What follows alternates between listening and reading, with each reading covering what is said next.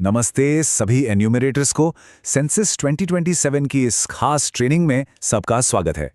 आज हम लोग हाउस लिस्टिंग ऑपरेशंस यानी HLO के सवाल नंबर 8 से 13 को बिल्कुल डिटेल में समझेंगे। देखिए, ये सवाल फील्ड वर्क का बहुत ही ज़रूरी हिस्सा हैं, तो चलिए शुरू करते हैं। तो देखिए, फील्ड में जाते ही सबसे पहला और सबसे इम्पॉर्टेंट डिसीजन क्या लेना है, यही कि सामने एक नॉर्मल परिवार है या कोई संस्था जैसे कि हॉस्टल या अनाथ आश्रम। इसका जवाब ही तय करेगा कि आगे के सवाल कैसे पूछे जाएंगे, इसलिए इस पर स्पेशल ध्यान देना है। तो चलिए सबसे पहले उस केस की बात करते हैं जो सबसे ज्यादा देखने को मिलेगा, यानी एक नॉर्मल आम घर का सर्वे। आइए इसके एक एक स्टेप को आराम से समझते हैं। सबसे पहला सवाल है क्वेश्चन नंबर 8, घर की हालत क्या है। एक बात हमेशा याद रखिएगा, ये सवाल सिर्फ उन घरों के लिए हैं जहां लोग रह रहे हैं, यानी रेजिडेंशियल हैं। इसमें घर की कंडीशन के हिसाब से हमें 3 ऑप्शंस में से एक सिलेक्ट करना है। पहला ऑप्शन है गुड या अच्छा, इसका कोड है 1। इसका मतलब बिल्कुल साफ है। अगर घर एकदम बढ़िया हालत में है, कोई रिपेयर कोई मरम्मत की जरूरत नहीं है, तो सीधा कोड 1 सिलेक्ट करना है। दूसरा ऑप्शन है लिवेबल या रहने लायक, जिसका कोड है 2। ये कब सिलेक्ट करना है? जब घर में लोग रह तो रहे हैं पर उसमें थोड़ी बहुत मरम्मत की जरूरत है।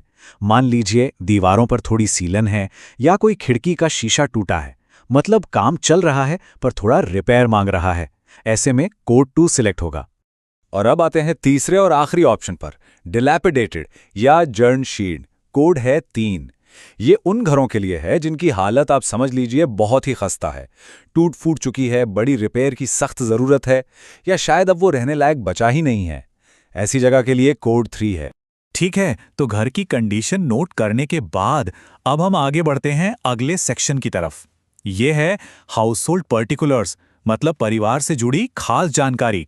इसके अंदर आएंगे सवाल नंबर 9 से लेकर 13 तक। अब है सवाल नंबर 9, हाउसहोल्ड नंबर।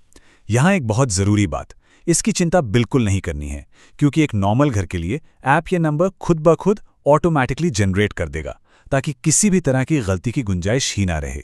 चलिए अब सवाल 10 देखते हैं। घर में टोटल कितने लोग हैं? यहाँ थोड़ा ध्यान से सुनना है। घर के हर सदस्य को गिनना है, चाहे वो छोटा बच्चा हो या घर के बुजुर्ग। उनको भी गिनना है जो नॉर्मली यहीं रहते हैं, भले ही आज सर्वे के दिन कहीं बाहर गए हों। लेकिन एक चीज बिल्कुल नहीं करनी है, मेहमानों को नहीं गिनना है। जो लोग बस कुछ दिन के लिए आए हैं उन्हें इस गिनती से बाहर रखना है, तभी तो हमें उस इलाके के पक्के निवासियों का सही नंबर मिलेगा। सवाल नंबर 11 है घर के मुखिया का नाम। पर मुखिया होता कौन है?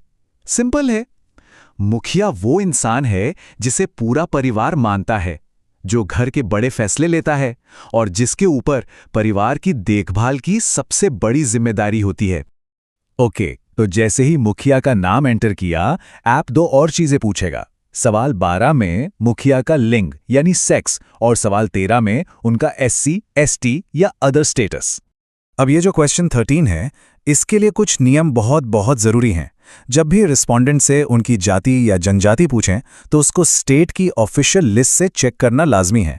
एक बात और, SC यानी शेड्यूल्ड कास्ट सिर्फ हिंदू, सिख या बुद्धिस्ट धर्म के लोग ही हो सकते हैं, जबकि ST यानी शेड्यूल्ड ट्राइब वो किसी भी धर्म के हो सकते हैं। और अगर मुखिया इन दोनों में से किसी कैटेगरी में नहीं आते तो सीधा अदर यानी कोड 3 सिलेक्ट करना है। तो अब तक हमने नॉर्मल घर की बात की।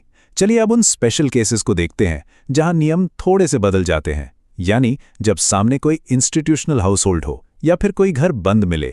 जब भी कोई संस्थागत हाउसहोल्ड मिले, जैसे कोई हॉस्टल, अनाथ आश्रम या ओल्ड एज होम, तो ऐप ऑटोमैटिकली उसको एक स्पेशल हाउसहोल्ड नंबर देगा, और वो नंबर हमेशा हमेशा 999 ही होगा।